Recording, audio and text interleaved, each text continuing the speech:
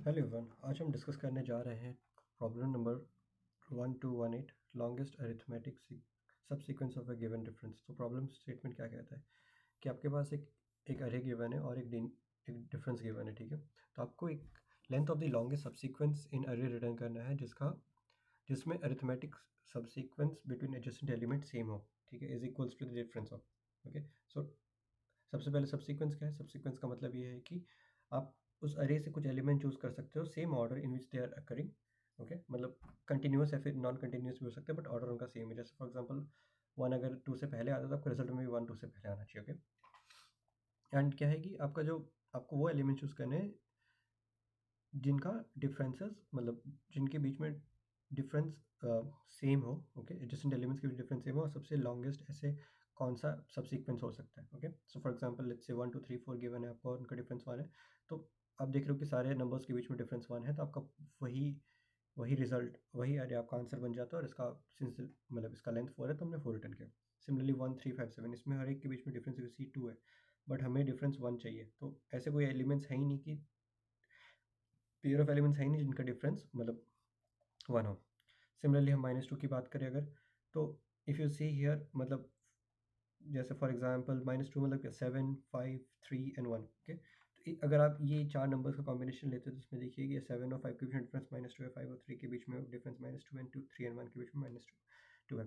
और भी possible combination हो सकते हैं। फॉर एग्जांपल आप मान लीजिए कि 5 3 एंड 1। ओके, इनके बीच में भी डिफरेंसेस -2 है, बट क्योंकि अगर आप उसका लेंथ देखोगे तो वो आपका बनेगा 3 which is less than the maximum possible which is 4। Okay, तो आपको शायद प्रॉब्लम स्टेटमेंट समझ में आ गया होगा। Let's try to look into the solution, या फिर हम उसको सॉल्व कैसे करें। ओके, तो देखिए हम फिर से वो थर्ड एग्जांपल ले रहे हैं जिसका डिफरेंस -2 वाला था। तो इफ़ यू सी हियर, यहाँ पे हमने देखा कि दो सॉल्यूशंस होते हैं, 7 5 3 1 और 5 3 1। तो ऐसे करके मल्टीपल सॉल्यूशंस भी हो सकते हैं। ओके, जैसे for example 1 and -1, I am sorry, -1 1 and -1, right, इनके इनके बीच में भी डिफरेंस -2 का है, ठीक है। तो ऐसे करके मल्टीपल सॉल्यूशन होते हैं, बट हमें वो लेना है जिनका वैल्यू मतलब ऐसे लॉन्गेस्ट पॉसिबल जो भी होंगी और उनका length. Okay, now let's try to understand कि हम उस प्रॉब्लम को सॉल्व कैसे करें। Okay?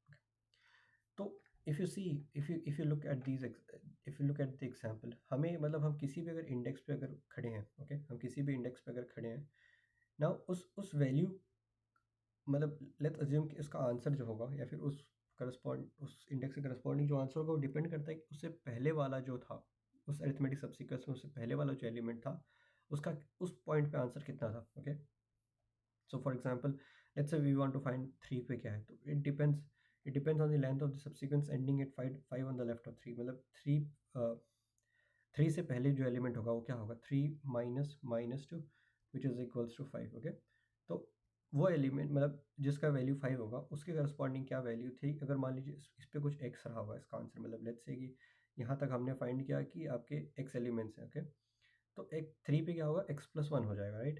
क्यों? क्योंकि we are just adding one more element to the subsequence. Okay, again let's say 5, तो 5 का वैल्यू कैसे डिटरमाइन होगा, जो 7 पे वैल्यू रहा होगा, 7 प्लस 1, मतलब इस पे जो भी इस पॉइंट ऑफ टाइम पे जो भी आपके वैल्यूज रहे होंगे उसमें आप +1 ऐड करेंगे तो ये आपका सबसीक्वेंस का पार्ट बनेगा, right, and so on so fourth. Okay, तो फॉर एग्जांपल एंड देन 7 की वैल्यू कैसे आएगी, देखिए 7 से पहले क्या होना चाहिए था, 7 minus -2 which is equals to 9। 9 के 9 इससे 7 से पहले कोई 9 करके वैल्यू है ही नहीं।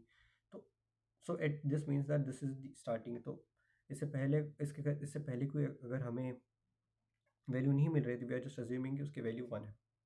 ओके, तो with this idea let's try to solve this. तो इसको हम सॉल्व कैसे करेंगे? तो आइडिया ये है कि हम एक की रखेंगे और वैल्यू रखेंगे। वैल्यू मतलब क्या है कि इस पॉइंट ऑफ टाइम पे मतलब वैल्यू का क्या डेफिनेशन हुआ कि let's say we are eight 7 and इसकी जो भी वैल्यू है इसका मतलब ये है कि इस पॉइंट ऑफ टाइम पे हमने एक अरिथमेटिक सबसीक्वेंस बनाया विच एंड्स एट 7, और उसके इतने एलिमेंट्स होंगे, लाइक जो भी उस वैल्यू की करस्पॉन्डिंग डेटा होगा। Okay, so let's try to see with an example, फिर आपको समझ में आएगा। कोड एक्चुअली 2-3 लाइन का ही कोड है, but the idea behind that कैसे पहुंच रहे हैं हम वो ज़्यादा ज़रूरी है समझना। ऑलराइट, तो हम सबसे पहले स्टार्ट करते हैं हमारे फर्स्ट एलिमेंट से 1। ओके, तो बेसिकली हम एक मैप बना रहे हैं जिसका की और वैल्यू करके पैराम है, ठीक है। तो जैसे वन के करस्पॉन्डिंग वन की वैल्यू किस पे डिपेंड करती है? वन की वैल्यू डिपेंड करेगी वन माइनस माइनस टू पे, विच इज़ इक्वल्स टू 3। तो वन से पहले कोई 3 है? नहीं है। हमने वन से हम ये पहली हमारे एलिमेंट है, तो हमने वन से पहले किसी एलिमेंट को कंप्यूट नहीं किया, तो वन। इसका क्या मतलब है कि अब मान लीजिए कि अगर आपका सिर्फ इतना ही सब अरे होता, इतना ही अरे होता, तो इसके करस्पॉन्डिंग आपका जो मैक्सिमम मैथमेटिक्स सब होता है वो सिर्फ एक ही होता है, राइट, क्योंकि एक ही एलिमेंट है। फिर हम नेक्स्ट पे आते हैं 5। ओके, नाउ 5 की वैल्यू किस पे डिपेंड करेगी? 5 की वैल्यू डिपेंड करेगी उससे पहले वाले एलिमेंट पे, विच इज़ इक्वल्स टू क्या, 7। तो आप देख रहे हो कि 5 से पहले कोई 7 है? नहीं है, ठीक है। तो इसका इसका वैल्यू भी 1 हो गया। इसका क्या मतलब है आगे, कि अगर आपकी अरे इतने तक होती, ठीक है, सिर्फ ये दो एलिमेंट्स का अरे होता, तो इसमें आपको मैक्सिमम मैथमेटिक्स सब सीक्वेंस जिनके बीच में डिफरेंस 2 होता वो 1 होता, क्योंकि कोई भी एलिमेंट्स के बीच में -2 का डिफरेंस है ही नहीं। Okay, now let's see the third element which is 7। Okay, now again 7 की वैल्यू किस पे डिपेंड करेगी? 7 minus minus two which is equals to 9। तो आप देखो 7 से इस पॉइंट ऑफ टाइम 7 से पहले कोई 9 है? नहीं है। ओके, तो कोई वैल्यू नहीं मिल रही है, तो इसका वैल्यू को भी हमने, सॉरी माय बैड, इसका वैल्यू को हमने डाल दिया 1। Okay, now let's C 3। Now 3 is something interesting. तो 3 हम लिखते हैं। ओके, नाउ सी 3 की वैल्यू किस पे डिपेंड करेगी? 3 minus minus two is equals to 5। Okay, तो देखिए अगर हमारी अरे इतनी है और हमने 3 की वैल्यू को फाइंड करना है, तो 3 का value depends on the value of 5। तो जो भी हमने बोला था कि अगर आप 5 पे जो भी एलिमेंट रहा होगा, मतलब 5 पे जो भी आंसर होगा उसमें आप 1 ऐड कर दोगे, तो आपकी वो 3 की वैल्यू बन जाएगी। And if you see that we already have a value for 5। Okay, तो what we simply need to do is, अगर अगर 3 से पहले हमने कोई वैल्यू कंप्यूट करके रखी है, तो उसके वैल्यू को आप सिंपली ऐड कर दो और वही आपका आंसर बन जाएगा। ओके, सॉरी, इसको मैं हटा दूँ जल्दी से। सो मान लो आपने इसको डी नाम दिया होगा, तो आप डी ऑफ 5 देखोगे, विच इज़ इक्वल्स टू n+1, उसमें आप ऐड कर दोगे। तो इसकी वैल्यू क्या थी? इनिशियली 1 थी, 1+1 2 हो गया। ओके, तो आपने बोला, एंड आप एक ग्लोबल आंसर करके एक वेरिएबल सेव करते जा रहे हो, और जिस पे आप मैक्सिमम वैल्यू को सेव कर रहे हो, विच इज़ 2 राइट नाउ। ठीक है, फिर हम नेक्स्ट एलिमेंट पे आते हैं, विच इज़ इक्वल्स टू -1।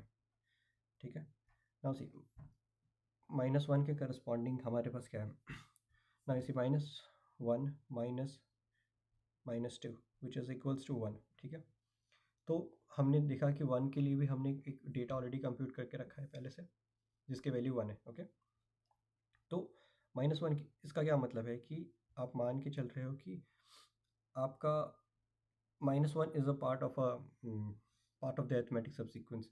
तो इसका पार्ट ऑफ अरिथमेटिक सब सीक्वेंस होने का क्या मतलब है कि इससे पहले वाला जो एलिमेंट होगा, विच इज़ इक्वल्स टू 1। ठीक है, 1 पे जो डेटा रही होगी, मतलब 1 तक एक अरिथमेटिक सब सीक्वेंस रहा होगा, उसमें आप -1 ऐड कर रहे हो, राइट। तो जो भी लेंथ 1 तक रहा होगा, उसमें +1 प्लस माइन एक और आप एलिमेंट ऐड कर रहे हो। तो आपने 1 तक ऑलरेडी कंप्यूट कर रखा था, आपको सिर्फ एक ही मिला था। बेसिकली आपका ये अरिथमेटिक सब सीक्वेंस यहीं से शुरू हो रहा था, सेकंड एलिमेंट ये है। ओके, तो हम क्या बोल रहे हैं कि हमें डी ऑफ 1+1, तो इसकी वैल्यू कितना थी? 1 थी, एंड आप इसमें 1 ऐड कर दे रहे हो और ये 2 बन गया। ओके, आंसर अभी भी 2 है, तो we just let it be how it is. फिर नेक्स्ट एलिमेंट हम देखते हैं 5। ना यू सी हमने 5 ऑलरेडी कंप्यूट करके रखा है, बट क्योंकि हमें फिर से मिला, तो we will be computing again. Okay, now again 5 की वैल्यू किस पे डिपेंड करेगी? If you see 5 minus -2 which is equals to 7। तो क्या हमें इससे पहले कभी 7 मिला था? आप देखो, तो ये हमने 7 की वैल्यू कंप्यूट करके रखी थी। ठीक है, नाउ तो आपकी 5 की वैल्यू क्या हो जाएगी? जो आपकी 7 की वैल्यू थी उसमें +1 ऐड कर दो। Okay, which is equals to 1 + 1 which is equals to 2। If you see this is different, मतलब अभी पहले, इससे पहले जो हमने कभी 5 मिला था, अब देखो यहाँ पे यहाँ पे हमने 5 कंप्यूट किया था, उस टाइम पे सिर्फ यही था, लेकिन जब हम यहाँ पे 5 पे आए, तो हमें ये दो एलिमेंट्स मिल गए। Okay, and that's how we are saying it as 2।